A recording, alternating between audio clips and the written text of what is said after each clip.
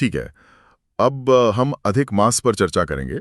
हाँ, तो हमारे स्रोतों में एक बहुत ही दिलचस्प विषय है अधिक मास। इसे अक्सर मलमास भी कहते हैं। हाँ, मल मास।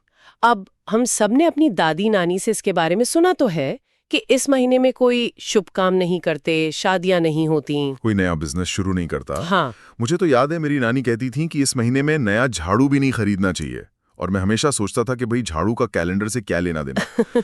लेकिन क्या हमने कभी सोचा है कि ये अतिरिक्त महीना, ये एक्स्ट्रा मंथ कैलेंडर में आता ही क्यों है? इसका मकसद क्या है? ये भारतीय काल गणना टाइम कीपिंग का एक शानदार उदाहरण है। और ये जो झाड़ू वाली बात है ना, ये दिखाती है कि कैसे एक एस्ट्रोनॉमिकल घटना हमारे रोजमर्रा के जीवन में, हमारे विश्वासों में घुल मिल जाती है। अच्छा, इसका पूरा कॉन्सेप्ट हमारे दो फंडामेंटल कैलेंडर्स के बीच के अंतर को पाटने के लिए है। सोलर कैलेंडर यानी सौर वर्ष और ल्यूनर कैलेंडर यानी चंद्र वर्ष। ये कोई अंधविश्वास नहीं है, बल्कि एक बहुत ही सोफिस्टिकेटेड एस्ट्रोनॉमिकल कैलकुलेशन है। Okay, let's unpack this. तो ये दो अलग अलग घड़ियों को एक साथ चलाने जैसा हुआ। मान लीजिए मेरे पास एक डिजिटल वॉच है जो बिल्कुल सटीक टाइम दिखाती है, और दूसरी एक विंटेज मैकेनिकल वॉच है जो थोड़ी धीमी चलती है। तो मुझे समय समय पर उस विंटेज वॉच को एडजस्ट करना पड़ेगा ताकि वो सही टाइम दिखाए। क्या ये कुछ वैसा ही है? बिल्कुल, आपने एकदम सही एनालॉजी दी है। देखिए, जो सोलर कैलेंडर है जिसे हम सब रोजमर्रा की जिंदगी में ग्रेगोरियन कैलेंडर। हाँ, ग्रेगोरियन कैलेंडर जो हम इस्तेमाल करते हैं, वो पृथ्वी के सूरज के चारों ओर एक चक्कर पूरा करने पर आधारित है। इसमें लगते हैं लगभग 365 दिन, 5 घंटे और 48 मिनट। हम इसे मोटे तौर पर 365 दिन मान लेते हैं।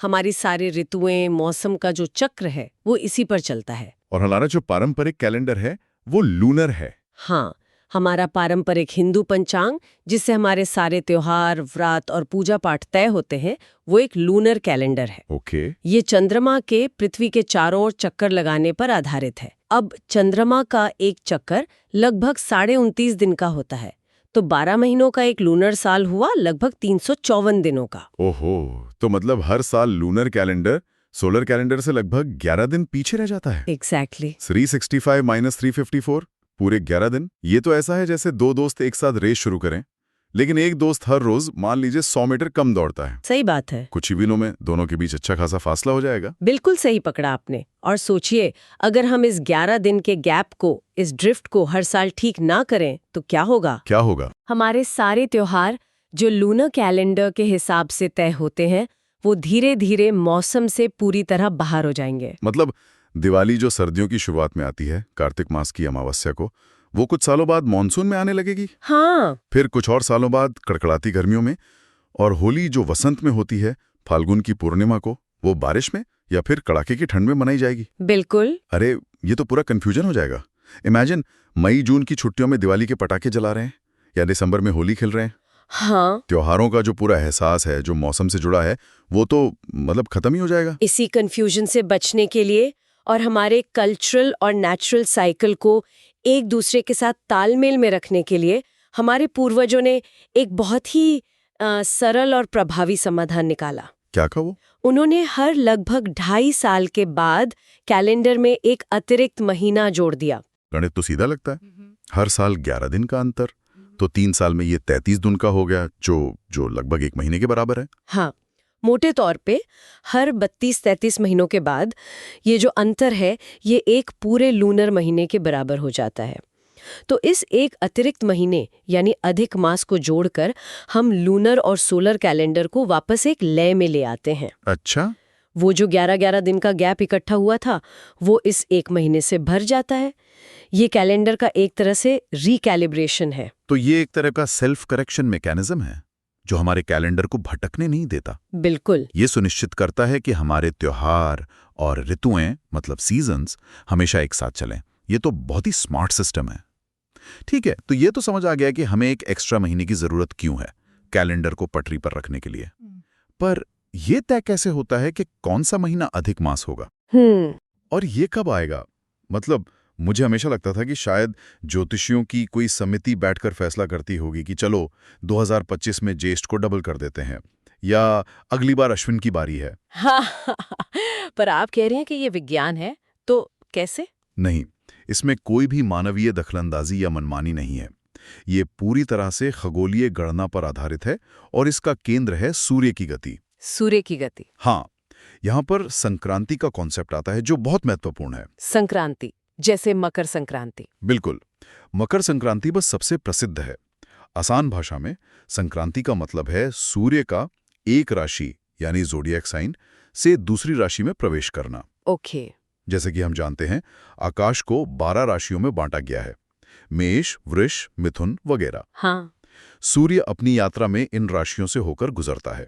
जब भी सूर्य एक राशि को छोड़कर अगली राशि में प्रवेश करता है, उस क्षण को संक्रांति कहते हैं। तो साल में 12 राशियां हैं, तो 12 संक्रांतियां होती हैं। एक मिनट, तो इसका मतलब संक्रांति एक घटना है, एक पल, ना कि पूरा दिन। हाँ, ये एक खगोलीय क्षण है। अब आमतौर पर हर लूनार महीने में जो अमावस्या से शुरू होकर अगली अमावस्या को खत्म होता है, उसके बीच में एक संक्रांति जरूर होती है। अच्छा। लेकिन यहाँ एक पेंच है। पृथ्वी की कक्षा पूरी तरह गोल न होकर अंडाकार है, इसलिए सूर्य की गति हमेशा एक जैसी नहीं दिखती।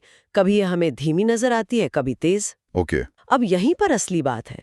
कभी कभी ऐसा होता है कि सूर्य को एक राशि से दूसरी राशि में जाने में इतना समय लग जाता है कि पूरा का पूरा एक लूनर महीना, मतलब अमावस्या से अगली अमावस्या तक का समय। हाँ, वो लगभग 29.5 दिन का समय गुजर जाता है और कोई संक्रांति नहीं होती। Here's where it gets really interesting. तो मतलब सूरज एक ही राशि में, मान लीजिए वृष राशि में, अटका रहा और इस बीच चांद ने अपना पूरा एक चक्कर लगा लिया। एग्जैक्टली। एक अमावस्या आई, फिर पूर्णिमा आई और फिर अगली अमावस्या भी आ गई, लेकिन सूरज ने राशि नहीं बदली। एग्जैक्टली, आपने बिल्कुल सही समझा। एक संक्रांति हो चुकी थी और अगली संक्रांति होने से पहले ही पूरा का पूरा चंद्रमास निकल गया। बाप रे। और जिस लूनर महीने में कोई भी सूर्य संक्रांति नहीं होती, उसी महीने को अधिक मास घोषित कर दिया जाता है। अच्छा। उसे ही कैलेंडर में अतिरिक्त महीने के तौर पर जोड़ दिया जाता है और उसे नाम भी पिछले महीने का ही दिया जाता है। जैसे अगर चैत्र के बाद आने वाले महीने में संक्रांति नहीं हुई तो वो अधिक चैत्र कहलाएगा। कमाल है। तो ये उस महीने को पकड़ने का एक तरीका है जो सौर चक्र में फिट नहीं हो रहा है, एक ऐसा महीना जो खाली चला गया। हाँ, बिना सूर्य के राशि परिवर्तन के। ये तो एक बहुत ही एलिगेंट एस्ट्रोनॉमिकल रूल है। ठीक है, ये तो वैज्ञानिक कारण हुआ, पर इसे मल मास क्यों कहते हैं? मल का मतलब तो गंदगी या अशुद्ध होता है, ये नाम कहाँ से आया? ये एक बहुत ही अच्छा सवाल है और यहीं पर विज्ञान और संस्कृति का मेल होता है। देखिए, वैदिक परंपरा में हर महीने का एक अधिपति देवता होता है। जैसे इंद्र, वरुण, अग्नि। हाँ, हर महीने का एक देवता है। जब ये अतिरिक्त महीना कैलेंडर में आया तो ये एक एक्स्ट्रा था, तो इसका कोई तय अधिपति देवता नहीं था। तो ये एक तरह से लावारिस महीना हो गया, आप कह सकते हैं। क्योंकि इसका कोई स्वामी नहीं था, इसे मलिन या अशुभ माना जाने लगा। ये सोचा गया कि इस महीने में किए गए शुभ कार्यों जैसे विवाह या गृह प्रवेश का फल किस देवता को अर्पित होगा। अच्छा, ये लॉजिक है। इसलिए इन सांसारिक और शुभ कार्यों के लिए इसे वर्जित कर दिया गया। इसी वजह से इसका नाम मलमास पड़ा। अच्छा, पर मैंने ये भी सुना है कि इसे पुरुषोत्तम मास भी कहते हैं, जो तो भगवान विष्णु का नाम है। ये तो बिल्कुल उल्टा लगता है, एक तरफ मलमास और दूसरी तरफ पुरुषोत्तम मास। बिल्कुल, और इसके पीछे एक बहुत ही रोचक पौराणिक कथा है। कहते हैं कि जब मलमास को कोई देवता स्वीकार नहीं कर रहा था और वो मतलब दुखी था, तो वो भगवान विष्णु के पास गया। उसने अपनी सुनाई कि मेरा कोई स्वामी नहीं है, सब मुझे अशुभ मानते हैं।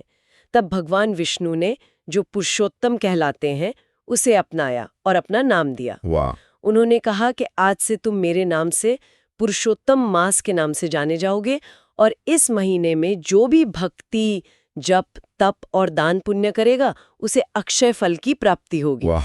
तो मतलब जो महीना सांसारिक कामों के लिए अशुभ था, उसे आध्यात्मिक कामों के लिए परम शुभ बना दिया गया। बिल्कुल। ये तो एक तरह से रीब्रांडिंग हो गई। मतलब इस महीने में शादी ब्याह मत करो, लेकिन भगवान का नाम लो, ध्यान करो, दान करो। हाँ, इसे सांसारिक गतिविधियों से छुट्टी लेकर खुद को आध्यात्मिक रूप से रिचार्ज करने का महीना बना दिया गया।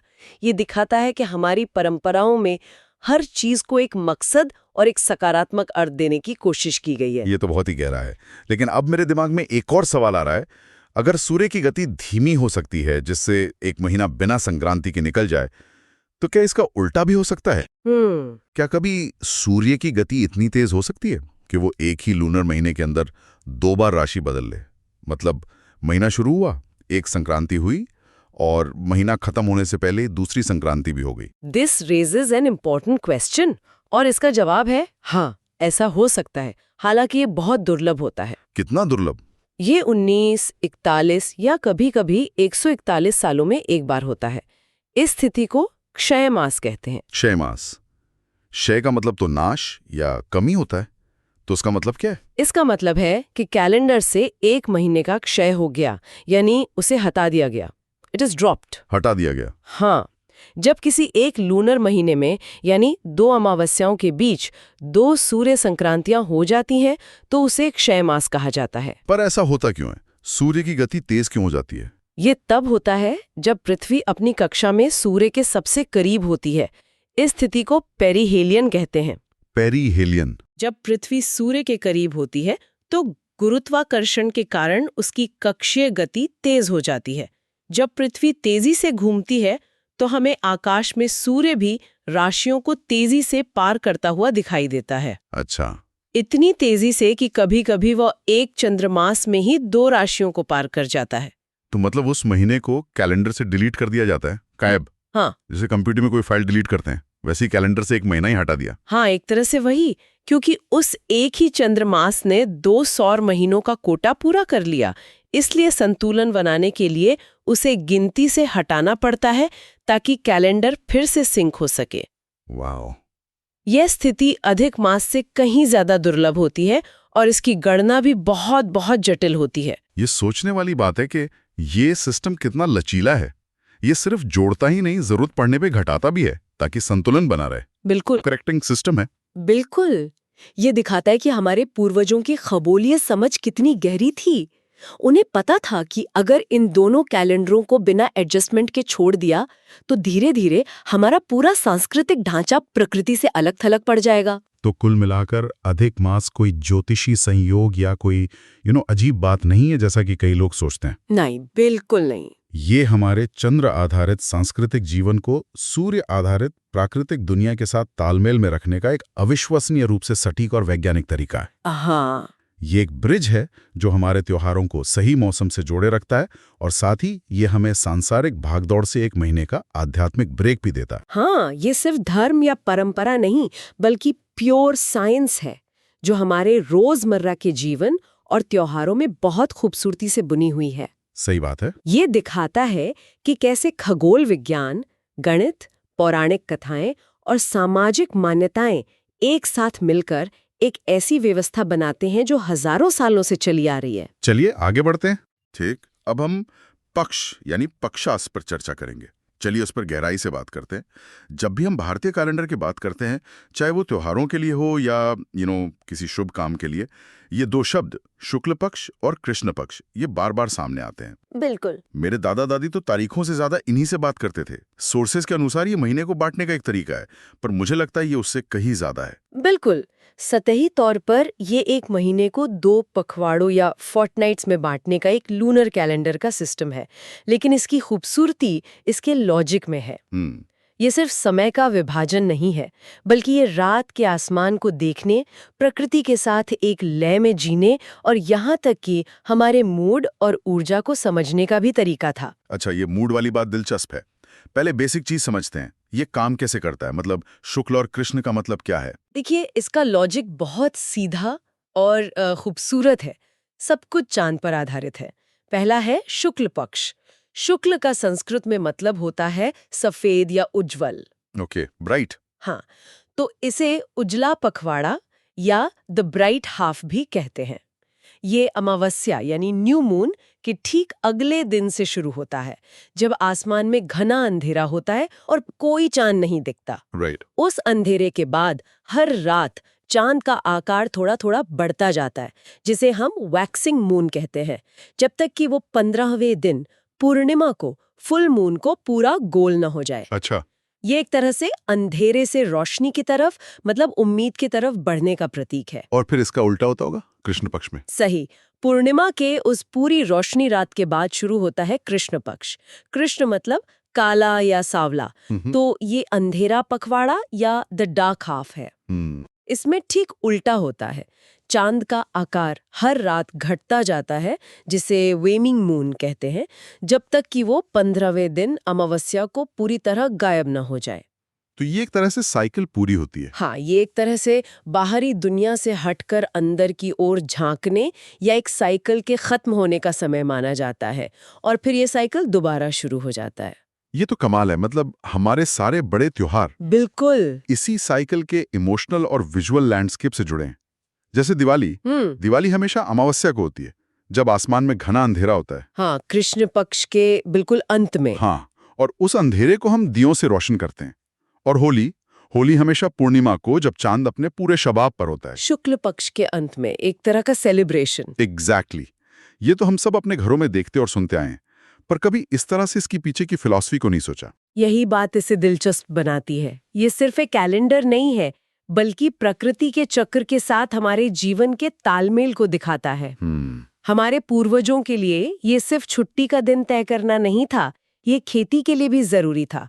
शुक्ल पक्ष की बढ़ती रोशनी में शायद कुछ खास फसलें बोई जाती होंगी, और कृष्ण पक्ष के अंधेरे में दूसरी। हाँ, ये हो सकता है। हमारे बड़े बुजुर्ग आज भी तारीखों से ज्यादा तिथि और पक्ष की भाषा में बात करते हैं। वो कहेंगे, अगले महीने शुक्ल पक्ष की पंचमी को करेंगे, ना कि 15 तारीख को करेंगे। सही बात है। ये उनकी दुनिया देखने का तरीका है। बिल्कुल। ये प्रकृति से जुड़ाव वाली बात सच है, लेकिन यहीं पर एक टकराव भी पैदा होता है, खासकर हमारी पीढ़ी के लिए। हमारा पूरा सिस्टम तो सूरज पर आधारित ग्रिगोरियन कैलेंडर पे चलता है। 24 घंटे का दिन, 365 दिन का साल। राइट। तो जब ये चांद वाला सिस्टम हमारे सूरज वाले सिस्टम से टकराता है तो कंफ्यूजन पैदा होता है। और यहीं से मेरा अगला सवाल आता है तिथि और दिवस के बारे में।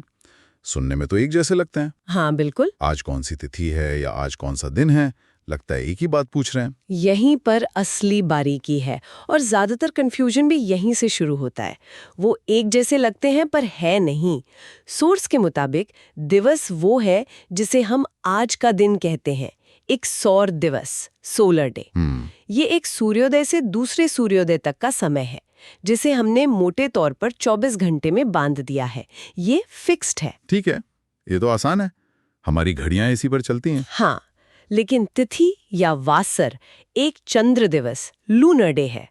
ये कोई फिक्स टाइम पीरियड नहीं है। अच्छा। ये वो समय है जो चांद को पृथ्वी के सापेक्ष अपनी स्थिति में 12 डिग्री आगे बढ़ने में लगता है। क्योंकि चांद की गति हमेशा एक जैसी नहीं रहती, कभी तेज कभी धीमी, उसके इलिप्टिकल ऑर्बिट की वजह से, इसलिए तिथि की लंबाई भी बदलती रहती है। एक मिनट, क्या मतलब एक तिथि हमेशा 24 घंटे की नहीं होती? बिल्कुल नहीं।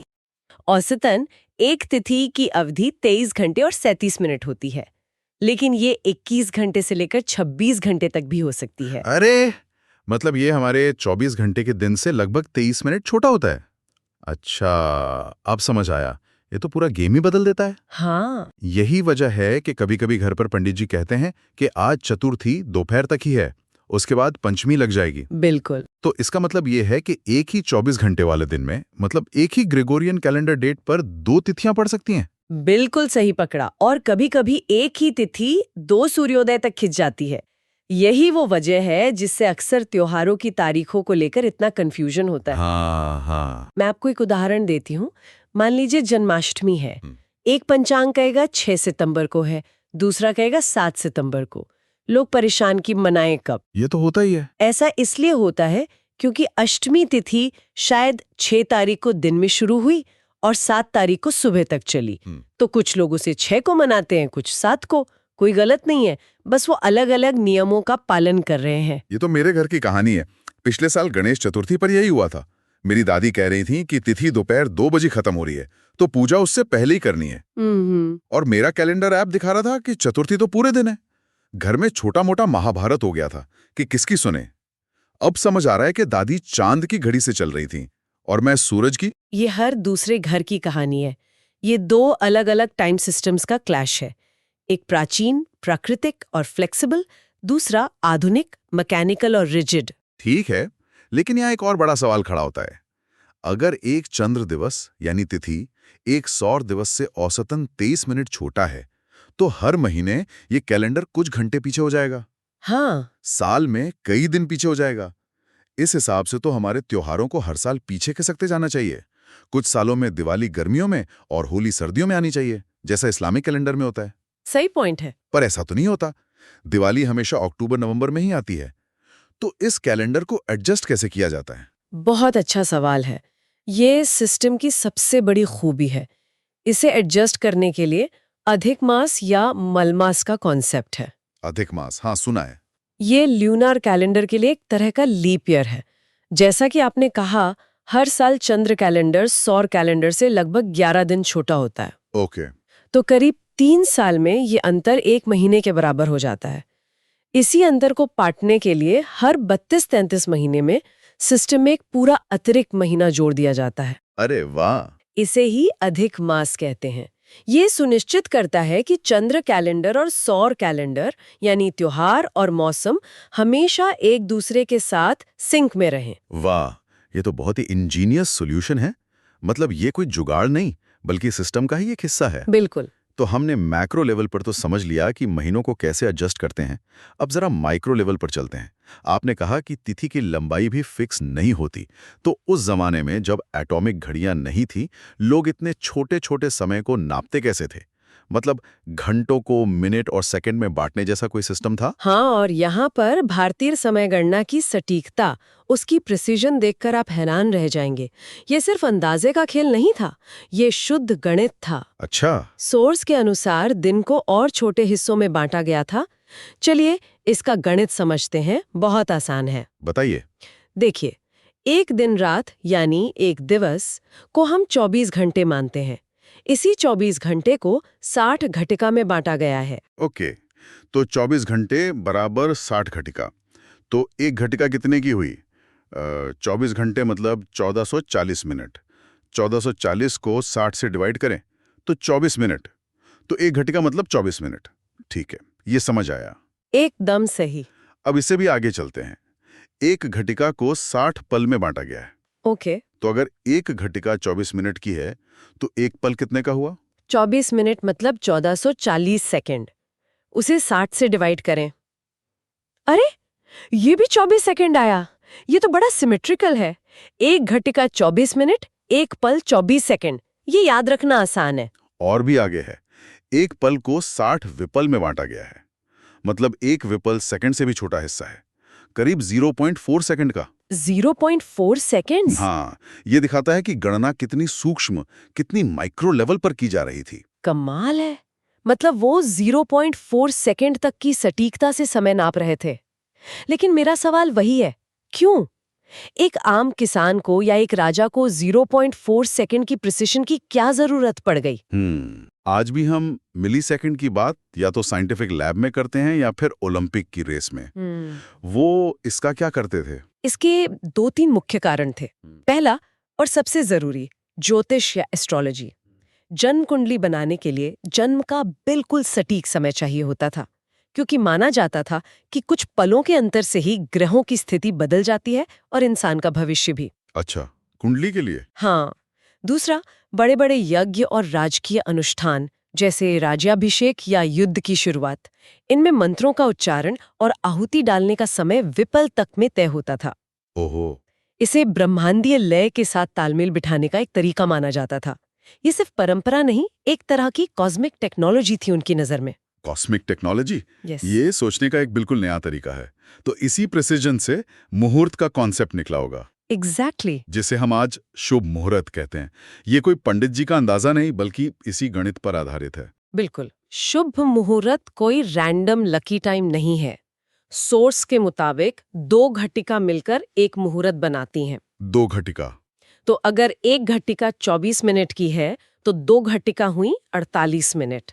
यानी एक मुहूर्त का मतलब है 48 मिनट का एक mathematically defined time slot. 48 minutes? हाँ, पूरे दिन में यानी 24 घंटे में कुल 30 मुहूर्त होते हैं। अच्छा, तो जब पंडित जी किसी शादी या पूजा के लिए कहते हैं कि सुबह 10:15 से 11:03 तक का मुहूर्त है, तो वो असल में 48 मिनट्स का एक कैलकुलेटेड टाइम विंडो बता रहे होते हैं। बिल्कुल। मुझे हमेशा लगता था कि ये बस एक अंदाजे का समय होता है, पर ये तो पूरा विज्ञान है इसके पीछे। हाँ, और इन 30 मुहूर्तों में से कुछ को शुभ माना जाता है, कुछ को अशुभ। जैसे ब्रह्म मुहूर्त, जो सूर्योदय से ठीक पहले का समय होता है उसे ध्यान और ज्ञान के लिए सबसे अच्छा माना जाता है। और कुछ समय होते हैं जैसे राहु काल, जिसे किसी भी नए काम को शुरू करने के लिए अशुभ माना जाता है। ये सब इसी गणितीय विभाजन पर आधारित है, जिसमें ग्रहों की स्थिति को भी जोड़ा जाता है। तो एक तरह से ये एक तरह का कॉस्मिक वेदर फोरकास्ट था कि किस काम के लिए कौन सा समय ऊर्जा के हिसाब से सबसे अनुकूल है। ये तो दिमाग घुमा देने वाला है। हम आज अपनी प्रोडक्टिविटी बढ़ाने के लिए 25 मिनट के पोमोडोरो टेक्निक जैसे ऐप्स इस्तेमाल करते हैं। हाँ, और हमारे पूर्वज हजारों साल पहले 48 मिनट के मुहूर्त ब्लॉक्स में अपना जीवन प्लान कर रहे थे कॉस्मिक प्रोडक्टिविटी के लिए। सिद्धांत तो वही है। बिल्कुल सही कनेक्शन जोड़ा आपने। समय को मैनेजेबल चंक्स में बांटकर सबसे जरूरी काम के लिए सबसे सही समय चुनना। सही। सोर्स में ये भी बताया गया है कि 2.5 मुहूर्त मिलकर 2 घंटे के बराबर होते हैं।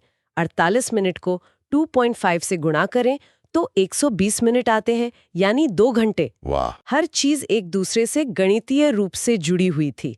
इसे हम आज अक्सर सिर्फ परंपरा या रीति रिवाज मानकर अनदेखा कर देते हैं, लेकिन इसके मूल में खगोल विज्ञान और गणित का एक बहुत मजबूत आधार था। तो असल में हमारे त्योहारों की तारीखों को लेकर जो कंफ्यूजन होता है वो कोई गलती नहीं, बल्कि 2 अलग-अलग घड़ियों, एक चांद की और एक सूरज की, के टकराने का नतीजा है। बिल्कुल। और जिसे हम पंडित जी का अंदाजा समझते थे, वो असल में 48 मिनट की सटीक गणितीय कैलकुलेशन है, जो विपल यानी 0.4 सेकंड तक की प्रिसिजन पर आधारित है। ये पूरी तरह से समय को देखने का नजरिया ही बदल देता है। चलिए आगे बढ़ते हैं।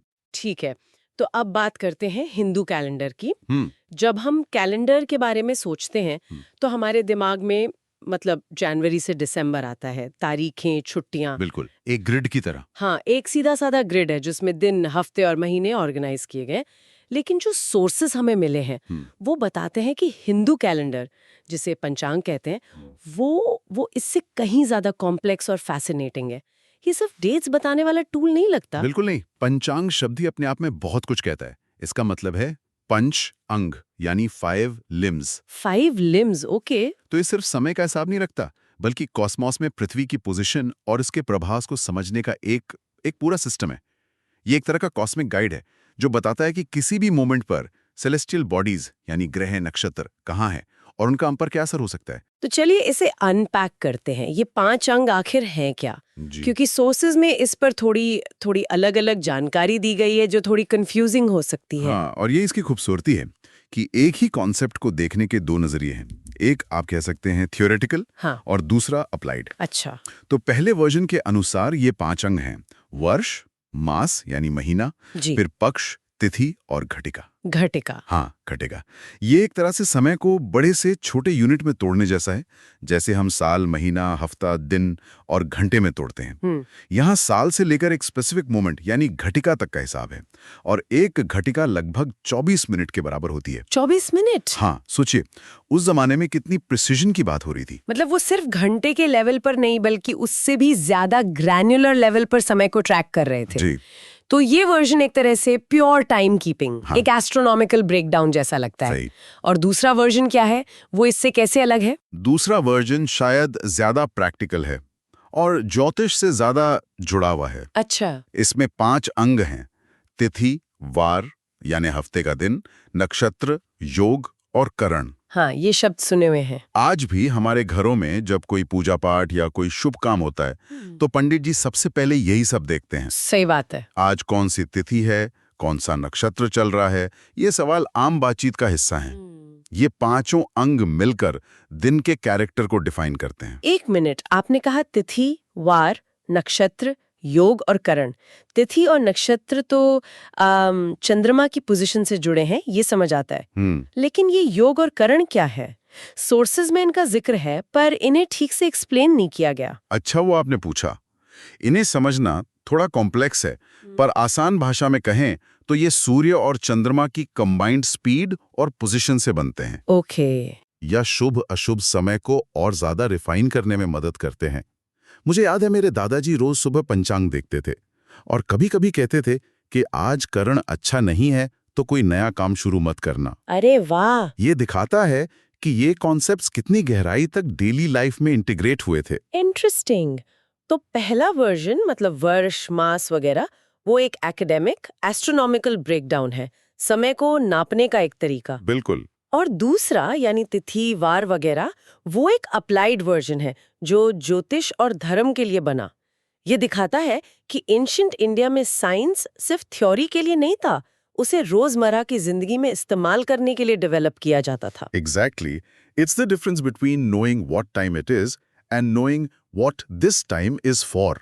दूसरा वर्जन आपको समय की क्वालिटी बताता है। आपने नक्षत्र का जिक्र किया, जो दूसरे वर्जन का एक जरूरी हिस्सा है। हम सबने अपनी राशि ज़ोडिएक साइन के बारे में सुना है, पर नक्षत्र उससे कैसे जुड़ा है? लोग अक्सर कहते हैं मेरा अश्विनी नक्षत्र है या मेरा रोहिणी नक्षत्र है, इसका राशि से क्या कनेक्शन है? ये एक बहुत अच्छा सवाल है, क्योंकि यहीं पर ज्यादातर लोग कंफ्यूज होते हैं। इसे ऐसे समझिए कि राशि एक बड़ा इलाका है, जैसे मान लीजिए दिल्ली शहर, ठीक है। और नक्षत्र उस इलाके के अंदर छोटे छोटे मोहल्ले हैं, जैसे करोल बाग, चांदनी चौक या कनॉट प्लेस। अच्छा, ये अच्छी एनालॉजी है। सोर्सेस के मुताबिक आकाश में जहां से सूरज और ग्रह गुजरते दिखते हैं, उस पूरे रास्ते को 28 नक्षत्रों या तारामंडलों कॉन्स्टेलेशंस में बांटा गया है। और सूरज साल भर में जिन 12 राशियों से होकर गुजरता है, वो इन्हीं नक्षत्रों के समूहों से बनी है। तो मतलब हर राशि के हिस्से में लगभग 2-3 नक्षत्र आते होंगे। जैसे एक राशि मान लीजिए मेष, वो कुछ स्पेसिफिक नक्षत्रों से मिलकर बनी है। बिल्कुल सही। ज्योतिष में हर राशि में 2.25 मतलब 2.25 नक्षत्र आते हैं। अच्छा। और दिलचस्प बात यह है कि ये नक्षत्र साइज में बराबर नहीं होते, जैसा कि सोर्स में भी बताया गया है। कुछ नक्षत्रों में बहुत सारे तारे होते हैं और कुछ में सिर्फ 1 या 2। सच में? हाँ, ये हमारे पॉपुलर इमेजिनेशन से बिल्कुल अलग है, जहां हम सोचते हैं कि हर कॉन्स्टेलेशन एक बड़ा साफ सुथरा पैटर्न बनाता होगा, जैसे ओरायंस बेल्ट। यहाँ असलियत ज्यादा न्यूआंस्ड है। ये सुनने में तो फैसिनेटिंग है, पर यहाँ एक सवाल उठता है, क्या ये मैपिंग वेरीफाइबल साइंस है या फिर इसे ज्योतिष और फेथ के दायरे में ही देखा जाना चाहिए? मतलब इन छोटे छोटे अनइवन स्टार ग्रुप्स को अलग अलग पहचान देना, क्या इसका कोई एस्ट्रोनॉमिकल लॉजिक था या ये सिर्फ मिथोलॉजिकल कन्वीनियंस थी? ये दोनों का एक बेहतरीन ब्लेंड है। ओके। एस्ट्रोनॉमिकल लॉजिक ये है कि चंद्रमा हर दिन लगभग एक नक्षत्र से गुजरता है, तो 28 नक्षत्र चंद्रमा के मंथली साइकिल का एक बहुत ही प्रिसाइज मैप बनाते हैं। ये सिर्फ मनगढ़ंत नहीं है, ये चंद्रमा की डेली पोजीशन को ट्रैक करने का एक साइंटिफिक ग्रिड था। अच्छा। लेकिन इसके ऊपर मिथोलॉजी और फेथ की परत चढ़ाई गई।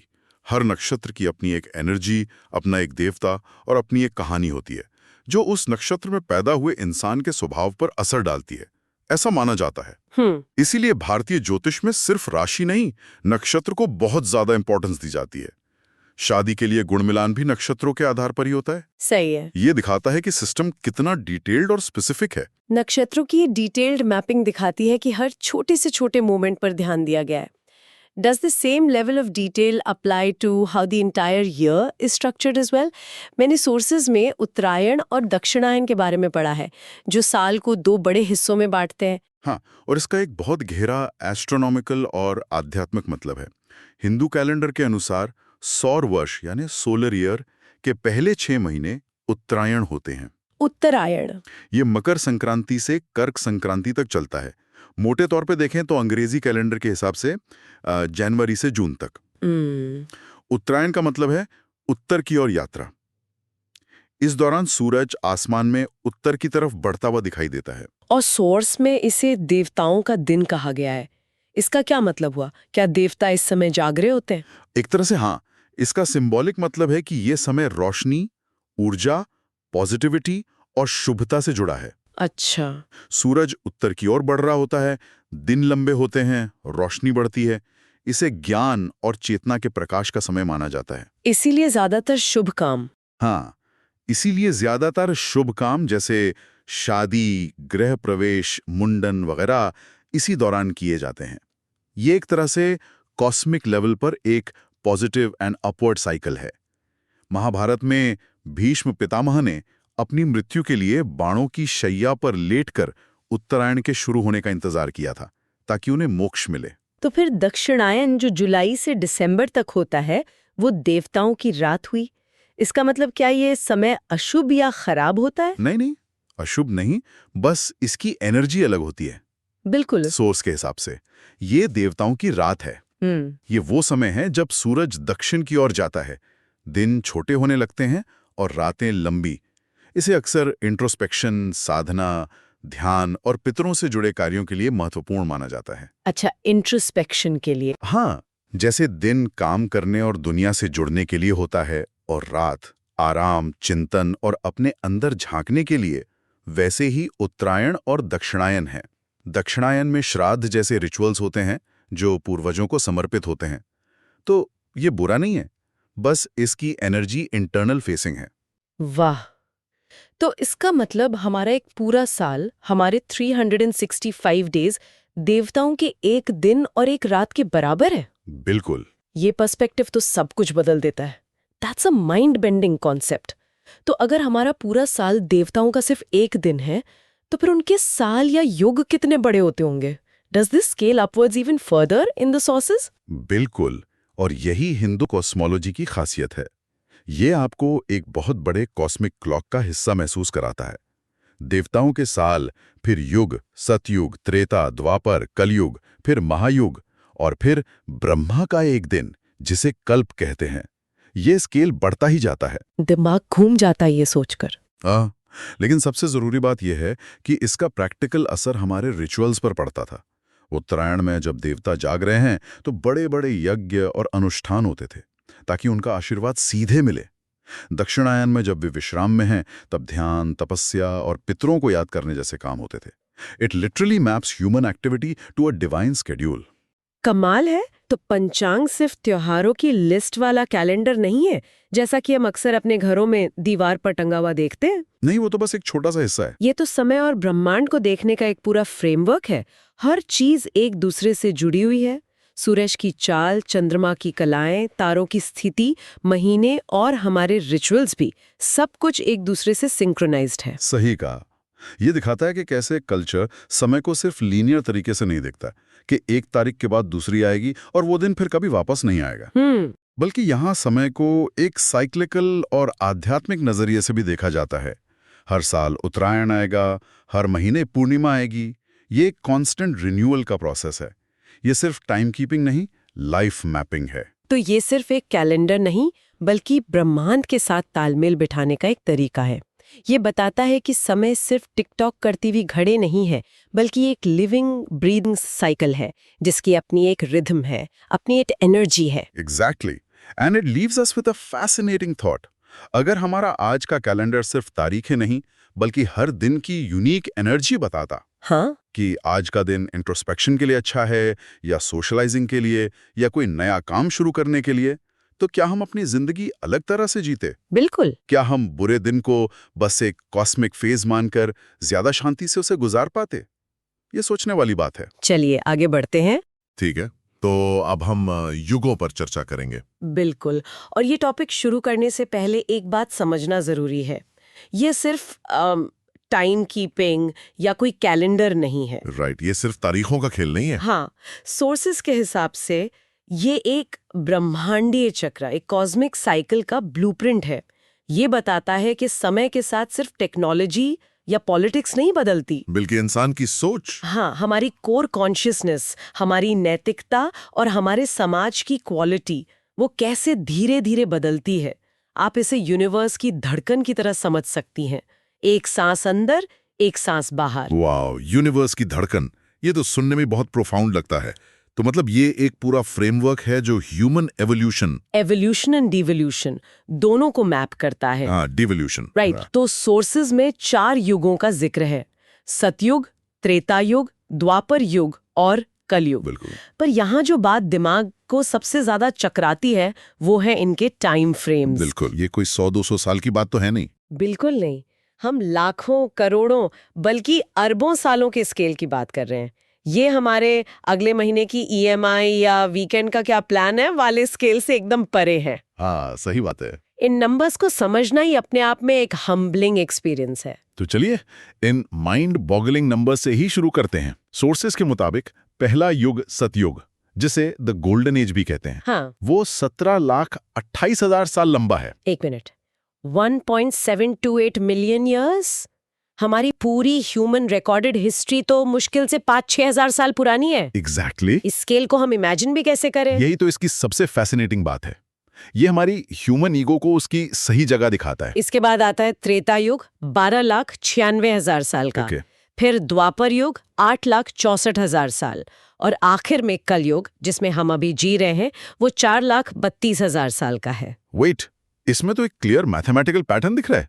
1728, 1296, 864, 432।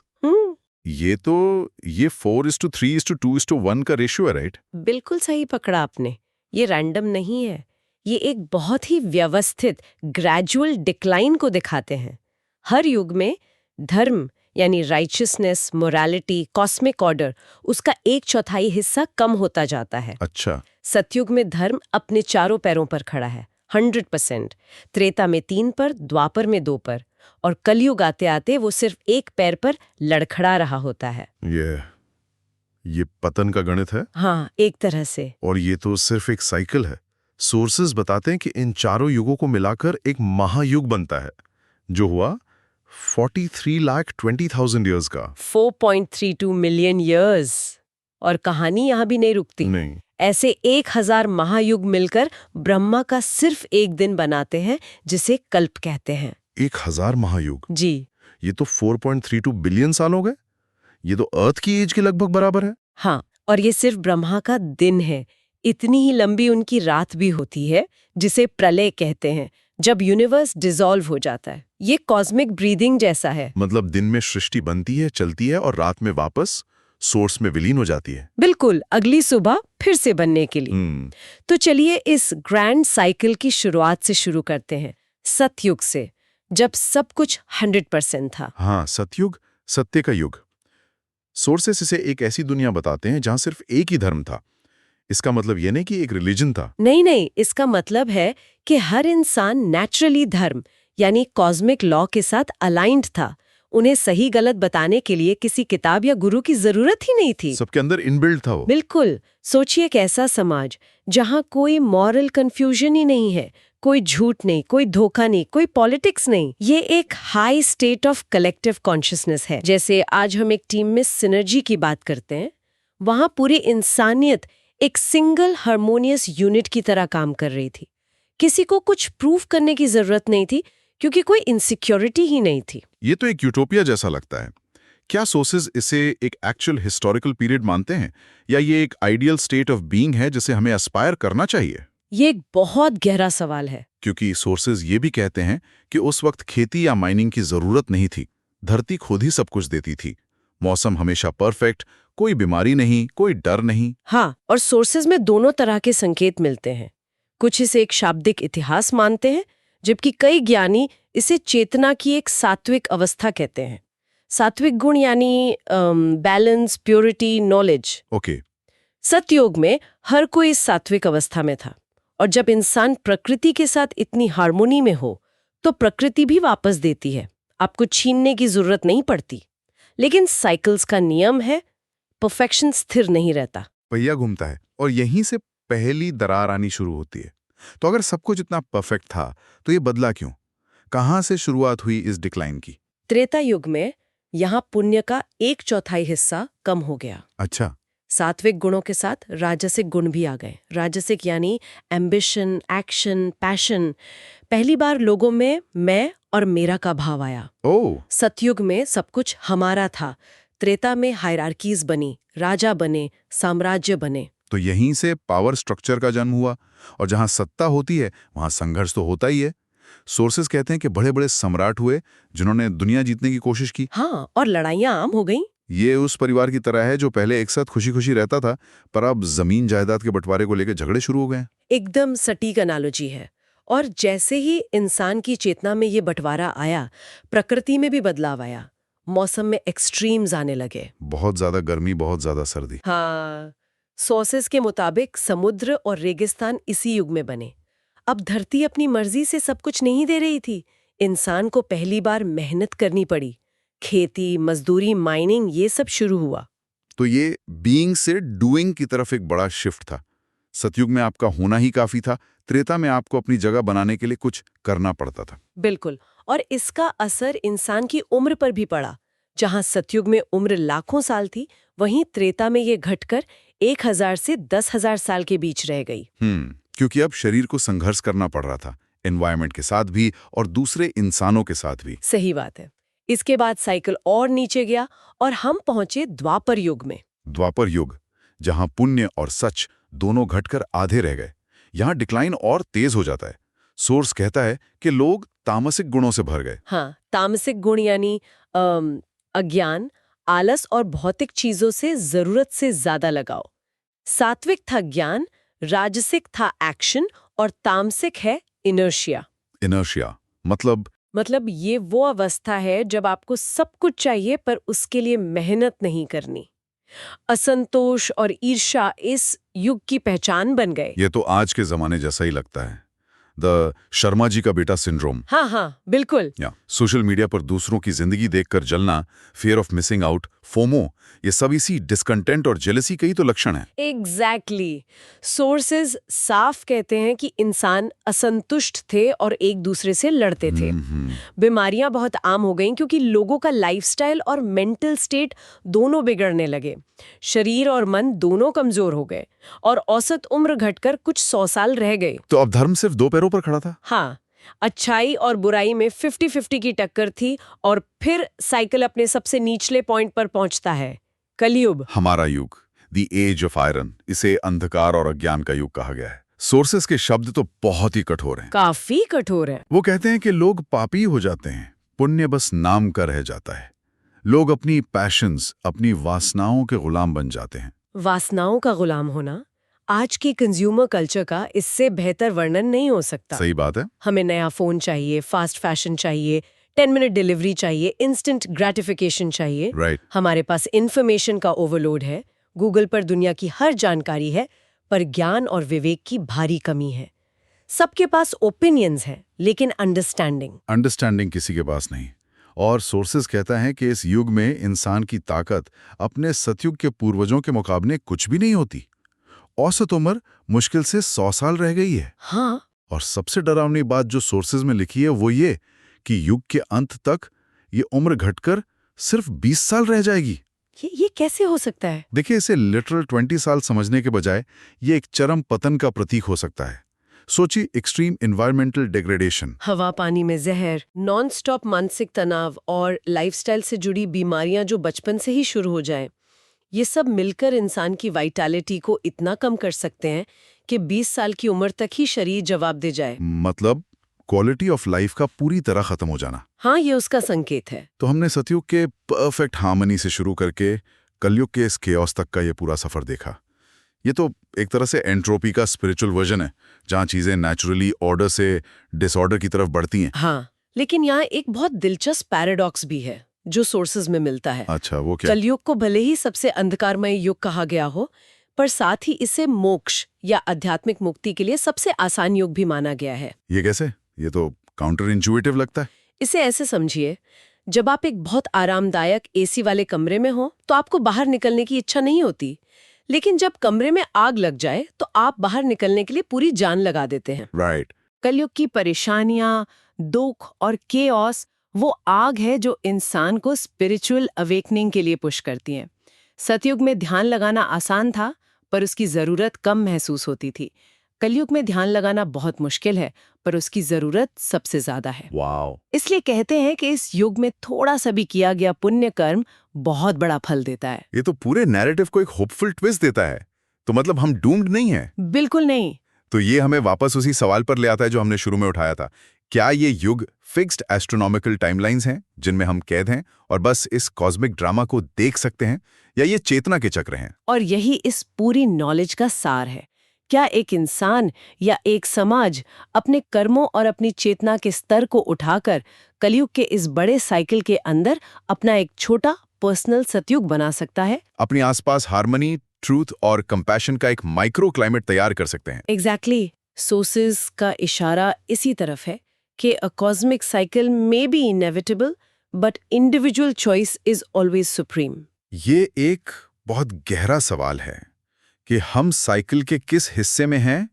ये शायद उतना जरूरी नहीं जितना ये कि हम खुद अपनी चेतना को कहाँ रखते हैं। बिल्कुल। चलिए अब आगे बढ़ते हैं। ठीक है, तो अब हम classification of Indian calendar forms पे चर्चा करेंगे। ये सोर्सेज वाकई में दिलचस्प हैं। हम सब ग्रेगोरियन कैलेंडर के हिसाब से अपनी ज़िंदगी जीते हैं, मतलब जनवरी से दिसंबर। लेकिन भारत में समय को मापने के कितने अलग अलग तरीके हैं, ये जानना बहुत मज़ेदार है। हर कैलेंडर की अपनी एक कहानी है, अपनी एक दुनिया है। बिल्कुल। और ये सिर्फ तारीखें बदलने की बात नहीं है, ये कल्चर, इतिहास और आप कह सकते हैं एस्ट्रोनॉमी का एक संगम है।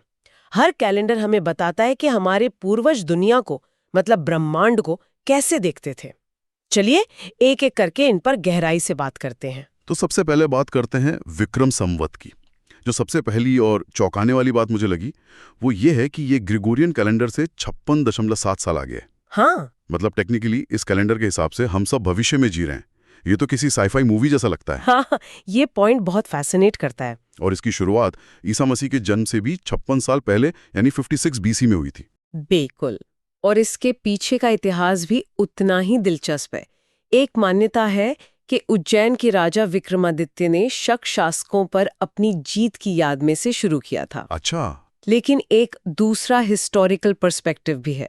कुछ इतिहासकारों का मानना है कि इसे असल में मालवा गणराज्य ने शुरू किया था और तब इसका नाम मालवा गण युग था।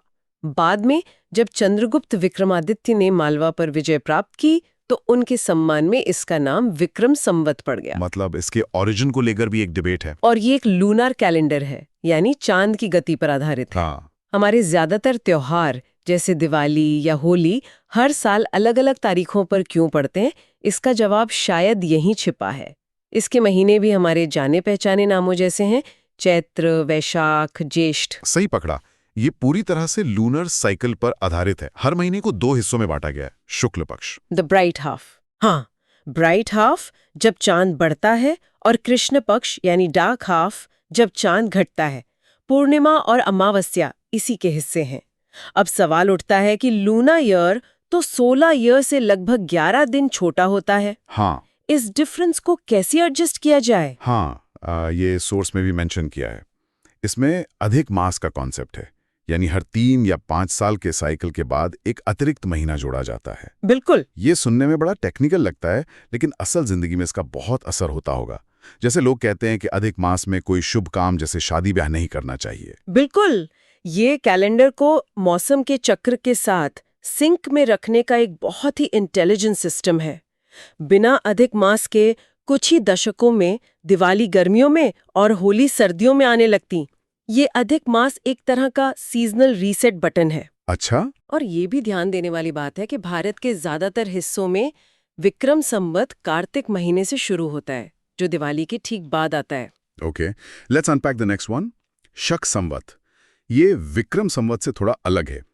इसकी शुरुआत 78 एडी में राजा शालिवाहन ने की थी। यहां भी इतिहासकारों में थोड़ा कंफ्यूजन है कि राजा शालिवाहन खुद शक थे या उन्होंने शकों को हराया था। हाँ, ये ऐतिहासिक बहसें इन कैलेंडरों को और भी ज्यादा लेयर्ड बना देती हैं। हेल्थ। शक संवत की सबसे खास बात यह है कि ये लूनर और सोलर दोनों का मिक्सचर है। अच्छा, एक हाइब्रिड। हाँ, एक हाइब्रिड है।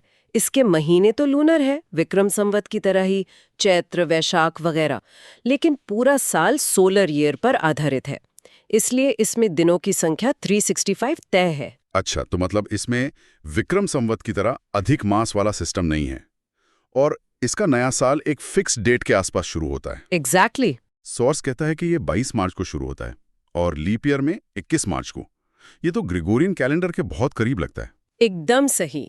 इसका 0 ईयर वर्नल इक्विनॉक्स के पास शुरू होता है, जो वसंत की शुरुआत का प्रतीक है।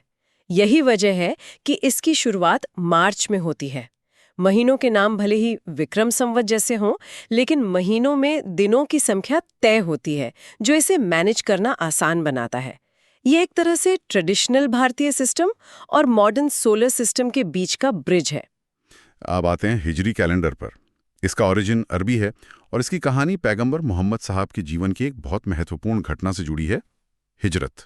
हिजरत यानी उनका मक्का से मदीना जाना? हाँ, ये 622 एडी में हुआ था और वही हिजरी कैलेंडर का 0 ईयर बन गया। What's fascinating here is कि ये एक विशुद्ध रूप से लूना कैलेंडर है। इसमें 12 महीने होते हैं और एक साल में लगभग 354 दिन। इसमें सोलर ईयर के साथ तालमेल बिठाने के लिए कोई एडजस्टमेंट नहीं किया जाता, जैसे अधिक मास में होता है। और इसका नतीजा ये होता है, इसका नतीजा ये होता है कि हिजरी कैलेंडर के महीने हर मौसम से गुजरते हैं। मतलब रमजान का महीना कभी गर्मियों में आता है तो कभी सर्दियों में। ये बात मैंने हमेशा नोटिस की है। और इसके महीनों के नाम और उनके मतलब बहुत ही पोएटिक हैं। जैसे मुहर्रम पहला महीना जिसमें यात्रा या व्यापार मना है। हाँ। रमजान 9वां महीना जिसमें अत्यधिक गर्मी होती है और लोग रोजे रखते हैं। शव्वाल शिकार पर जाने का महीना। और दुअल हिज्जा आखिरी महीना जो हज और तीर्थ यात्रा को समर्पित है। ये तो सिर्फ कैलेंडर नहीं बल्कि एक लाइफस्टाइल गाइड जैसा लगता है। ये उस दौर के समाज और उनकी जरूरतों को दर्शाता है। और इस कैलेंडर में एक और अनोखी बात है, दिन की शुरुआत सूरज डूबने के साथ होती है, न कि आधी रात से। ओह अच्छा। सोर्स के मुताबिक 12 में से 4 महीने, पहला, 7वां, 11वां और 12वां बहुत पवित्र माने जाते हैं। और क्योंकि ये कैलेंडर सोलर ईयर से हर साल 10-11 दिन पीछे हो जाता है, इसलिए ग्रेगोरियन कैलेंडर के मुकाबले हर 33 साल में ये एक पूरा साल पीछे हो जाता है। और फिर आता है ग्रेगोरियन कैलेंडर जिसे हम सब इस्तेमाल करते हैं। ये तो सीधा साधा सोलर कैलेंडर है जो ईसा मसीह के जन्म पर आधारित है। 1 जनवरी से शुरू होता है, 365 दिन। लेकिन वो जो एक्स्ट्रा 5 घंटे 48 मिनट और 46 सेकंड हैं, उनका हिसाब किताब बड़ा मजेदार है। उसी हिसाब किताब को ठीक करने के लिए लीप ईयर का कॉन्सेप्ट आया। इंटरकैल्कुलेशन का ये तरीका बहुत प्रैक्टिकल है। हर 4 साल में फरवरी में एक दिन जोड़ देने से कैलेंडर पृथ्वी के सूर्य के चक्कर के साथ बिल्कुल सिंक में रहता है। इसे सिविल ईयर भी कहते हैं क्योंकि हमारे सारे नागरिक और प्रशासनिक काम इसी के अनुसार चलते हैं। और आखिर में सोर्स में ज़ोरास्ट्रियन कैलेंडर का भी एक छोटा सा जिक्र है। हाँ। पारसी समुदाय के लिए जिनका कैलेंडर 632 एडी से शुरू हुआ। हाँ। और यहाँ एक ट्विस्ट है, उनके 2 नए साल होते हैं। हाँ। एक है जमशेदी नवरोज जो 21 मार्च को पड़ता है और दूसरा है पतेती जो 31 अगस्त को आता है। एक ही समुदाय के लिए 2 नए साल। ये उनकी समृद्ध सांस्कृतिक विरासत को दिखाता है। एक नए साल का संबंध मौसम के बदलाव मतलब इक्विनॉक्स से है और दूसरे का शायद उनके अपने ऐतिहासिक कैलेंडर से। यह दिखाता है कि कैलेंडर सिर्फ समय बताने का जरिया नहीं बल्कि पहचान और परंपरा का भी प्रतीक है। चलिए अब आगे बढ़ते हैं। Okay, now let us discuss national calendar of India. तो भारत का एक राष्ट्रीय कैलेंडर भी है, मतलब जनवरी फरवरी वाले ग्रेगोरियन कैलेंडर के अलावा। मुझे तो हमेशा यही लगा कि हम सब बस वही एक कैलेंडर फॉलो करते हैं, कम से कम ऑफिशियल कामों के लिए तो जरूर। हाँ बिल्कुल है। और ये सिर्फ नाम के लिए नहीं है, इसका बाकायदा ऑफिशियल इस्तेमाल होता है। हमारे सोर्सेज के हिसाब से इसे शक संवत कहते हैं और यही भारत का नेशनल कैलेंडर है। शक संवत नाम तो सुना है अक्सर पंचांग में या दादी नानी के मुंह से, लेकिन ये नेशनल कैलेंडर है, ये बात तो बहुतों को नहीं पता होगी। तो चलिए आज इसी पर गहराई से बात करते हैं, समझते हैं कि ये क्या है, इसे क्यों अपनाया गया और आज की तारीख में इसका क्या रेलेवेंस है। बिल्कुल। और ये कहानी सिर्फ तारीखों की नहीं है बल्कि एक नए राष्ट्र के अपनी पहचान बनाने की है। तो सबसे पहले ये शक कैलेंडर है क्या और सरकार इसे इस्तेमाल कहाँ करती है? क्या मेरे पैन कार्ड पर शक संवत वाली डेट लिखी होती है? हाँ, पैन कार्ड पर तो नहीं, लेकिन इसका दायरा काफी बड़ा है। सोर्स के मुताबिक ये देश का ऑफिशियल सिविल कैलेंडर है। इसका मतलब है कि सरकारी कामकाज में इसका इस्तेमाल होता है। जैसे गवर्नमेंट ऑफ इंडिया जब ऑफिशियल गजेट में कोई नोटिफिकेशन जारी करती है तो उसमें इस कैलेंडर का जिक्र होता है। अच्छा, मतलब वो भारी भरकम सरकारी दस्तावेज। और कहाँ? ऑल इंडिया रेडियो के न्यूज ब्रॉडकास्ट में इसका इस्तेमाल होता है। सोचिए, जब समाचार वाचक तारीख बताता है तो वो सिर्फ ग्रेगोरियन तारीख नहीं बल्कि शक संवत के हिसाब से भी जानकारी दे रहा होता है। सच में? ये तो वाकई इंटरेस्टिंग है। हाँ, और इसके अलावा सरकार द्वारा जारी किए गए कैलेंडर और दूसरे कम्युनिकेशन डॉक्यूमेंट्स में भी इसका प्रयोग होता है। ये एक तरह से क्या कहते हैं, राष्ट्रीय पहचान को बनाए रखने का तरीका है। मतलब जब हम रेडियो पर न्यूज सुन रहे होते हैं तो अनजाने में ही हम अपने राष्ट्रीय कैलेंडर से जुड़ जाते हैं। लेकिन सोर्स ये भी कहता है कि ये एक हिंदू कैलेंडर है और धार्मिक महत्व के दिनों के लिए भी इस्तेमाल होता है। तो ये ऑफिशियल भी है और रिलीजियस भी। ये थोड़ा कंफ्यूजिंग नहीं है? एग्जैक्टली, यही इसकी खासियत है। एक तरफ ये एक धर्मनिरपेक्ष राष्ट्र का सिविल कैलेंडर है जो सरकारी काम में यूनिफॉर्मिटी लाता है। दूसरी तरफ ये हिंदू धर्म में त्योहारों और धार्मिक महत्व के दिनों की गणना के लिए एक फंडामेंटल टूल है। तो इसका एक डुअल रोल है, प्रशासनिक और सांस्कृतिक। यहाँ पर मेरा सबसे बड़ा सवाल आता है, जब पूरी दुनिया और भारत में भी ग्रेगोरियन कैलेंडर मतलब जनवरी फरवरी वाला आराम से चल रहा था, तो 1957 में अचानक एक नेशनल कैलेंडर अपनाने की जरूरत क्यों पड़ गई? What was the problem? यहीं पर सबसे फैसिनेटिंग डिटेल छिपी है। सोर्स के अनुसार इसे अपनाने का मुख्य कारण था उस समय भारत में इस्तेमाल हो रहे लगभग 30 अलग-अलग तरह के कैलेंडरों को सिंक्रोनाइज करना। 30 अलग अलग कैलेंडर, ये तो बहुत ज्यादा है। मतलब देश के अलग अलग हिस्सों में लोग अलग अलग तारीख पर जी रहे थे। एक तरह से हाँ। सोचकर देखिए कितनी कंफ्यूजन होती होगी। मान लीजिए केंद्र सरकार को एक नेशनल हॉलिडे घोषित करनी है। अब तमिलनाडु में कोई और पंचांग चल रहा है, बंगाल में कोई और महाराष्ट्र में गुड़ी पड़वा के हिसाब से साल शुरू हो रहा है। एक ही त्योहार की तारीख को लेकर अलग अलग राज्यों में मतभेद हो सकता है। मैं इमेजिन कर सकती हूँ, घर में शादी की तारीख निकालने पर जब दो पंडितों में बहस हो जाती है, तो यहाँ तो पूरा देश था। सरकारी कामकाज, रेलवे टाइम टेबल, एकेडमिक सत्र, सब कुछ कितना मुश्किल होता होगा। बिल्कुल। इसी केओस को खत्म करने और पूरे देश के लिए एक यूनिफॉर्म सिविल सिस्टम बनाने के लिए एक नेशनल कैलेंडर की जरूरत महसूस की गई। ये सिर्फ एक कैलेंडर को लागू करना नहीं था, ये एक तरह से भारत की एडमिनिस्ट्रेटिव एंड कल्चरल इंटीग्रेशन की कोशिश थी। तो इस मिशन इम्पॉसिबल को पूरा किसने किया? किसने इन 30 कैलेंडरों के जाल को सुलझाया? ये काम किया कैलेंडर रिफॉर्म्स कमेटी ने, जिसे भारत सरकार ने बनाया था। सोर्स बताता है कि इसी कमेटी की सिफारिश पे 1957 में शक कैलेंडर को अपनाया गया। और इस कमेटी का काम सिर्फ ये कहना था कि चलो शक संवत अपनाते हैं, या कुछ और भी था? नहीं, उनका काम इससे कहीं ज्यादा कॉम्प्लेक्स था। सोर्स के मुताबिक कमेटी के 2 मुख्य लक्ष्य थे। पहला, जैसा हमने डिस्कस किया, अलग अलग कैलेंडरों के यूसेज को हार्मोनाइज करना, यानी उनमें एक रूपता लाना। और दूसरा लक्ष्य ज्यादा टेक्निकल था। उन्हें एस्ट्रोनॉमिकल डेटा के साथ तालमेल बिठाना था और कुछ लोकल एरर्स को ठीक करना था। इसे आसान भाषा में समझें तो समय के साथ कई पुराने कैलेंडरों में छोटी छोटी गलतियां आ गई थीं, जो खगोलीय घटनाओं जैसे सूरज और चांद की गति से मेल नहीं खाती थी। कमेटी का काम था इन सभी गलतियों को सुधारकर एक साइंटिफिकली एक्यूरेट और यूनिफॉर्म कैलेंडर तैयार करना। अच्छा, तो ये सिर्फ एक पुरानी प्रथा को उठाकर लागू नहीं कर दिया गया, बाकायदा साइंटिफिक वैलिडेशन और रेक्टिफिकेशन के बाद इसे अपनाया गया। बिल्कुल। तो कमेटी ने अपनी रिपोर्ट दे दी, कैलेंडर चुन लिया गया। वो दिन कब आया जब ये ऑफिशियली लागू हुआ? सोर्स में इसकी सटीक तारीख दी गई है। ये 22 मार्च 1957 से इस्तेमाल में आया। 22 मार्च 1957। लेकिन शक कैलेंडर के हिसाब से वो कौन सी तारीख थी? ग्रेगोरियन कैलेंडर के हिसाब से तो 22 मार्च था, लेकिन शक संवत के अनुसार वो एक नए साल का पहला दिन था। चैत्र 1 1879 शक संवत। चैत्र 1 1879। ये सुनने में कितना ऐतिहासिक लगता है। मतलब उस दिन से भारत ने आधिकारिक तौर पर अपनी एक अलग समय गणना शुरू की, जो हमारे अपने इतिहास से जुड़ी थी। ये सिर्फ एक एडमिनिस्ट्रेटिव चेंज नहीं, बल्कि एक सिंबॉलिक जेस्चर भी था। बिल्कुल सही। ये आज़ाद भारत के अपनी पहचान को स्थापित करने के प्रयासों में से एक था। एक ऐसा कैलेंडर अपनाना जो विदेशी शासन की विरासत ना हो, बल्कि जिसकी जड़ें इसी भूमि की संस्कृति और विज्ञान में हों। तो संक्षेप में भारत का राष्ट्रीय कैलेंडर शक संवत 1957 में 30 अलग अलग कैलेंडरों की उलझन को सुलझाने के लिए अपनाया गया। ये न सिर्फ सरकारी काम में यूनिफॉर्मिटी लाता है, बल्कि हमारे धार्मिक और सांस्कृतिक जीवन का भी एक अहम हिस्सा है। इसे वैज्ञानिक रूप से सुधारा गया और 22 मार्च 1957 को यानी चैत्र 1 1879 को लागू किया गया। आपने इसे एकदम सही तरीके से समराइज किया है। व्हाट्स फैसिनेटिंग हियर इज कि कैसे एक कैलेंडर जैसी रोजमर्रा की चीज भी एक देश के कलेक्टिव कॉन्शियसनेस को बनाने और उसे एक सूत्र में पिरोने का काम कर सकती है। सही बात है। ये सोचने पर मजबूर करता है कि अगली बार जब हम कोई सरकारी दस्तावेज देखें तो शायद हमें उस पर लिखी तारीख को एक अलग नजरिए से देखना चाहिए। बिल्कुल। Okay, so we hope you liked our today's discussion on Chapter 7 Calendars in India of Indian Art and Culture by Nitin Singhania.